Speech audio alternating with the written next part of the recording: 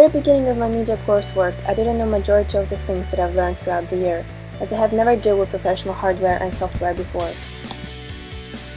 During the first camera workshop, we learned the basic rules of setting up a camera, types of cameras that there are at the studio, and the ones that we're going to use most frequently.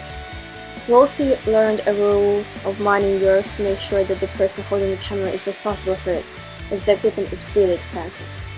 We also learned about spirit level and white balance. This basic knowledge was really beneficial for our coursework when filming our thriller sequence.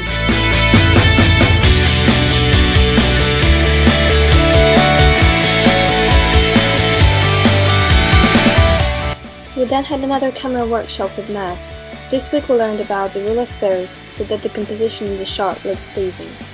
We also learned about depth of field, 180 degrees rule, and that it is essential to film objects on the same height as they are, as well as professional call-outs during the shot. The most exciting thing was that we had to shoot our own small sequence. Before this I have never known about these rules and basically just filmed everything as I like. Now I see how easily a video can become better with just several touches. During the third workshop we were learning about an editing program called Adobe Premiere, which we used to edit our final thrillers later.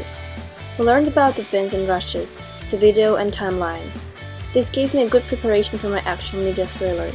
We also edited a small clip on this editing program. I have worked with editing software like iMovie before that, but of course Adobe Premiere is much more advanced. This workshop was essential as we later had to work in this program for post-production of our thrillers.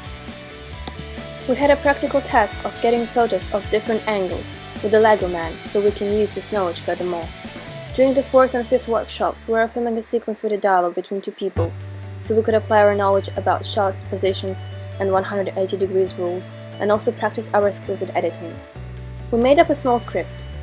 We made several takes, all from different angles. Before this, I didn't know that there are actually different shots and angles that are used to make the sequence flow, like shot reverse shot when filming a dialogue between two people. The knowledge about different shots and angles, close-ups, fast and slow pace editing was really practical because this is what we're really focused on in our sequence. The next thing we did is we shot a sequence with shooting.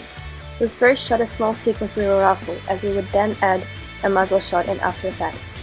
The next week we were editing in Adobe Premiere and add a muzzle shot.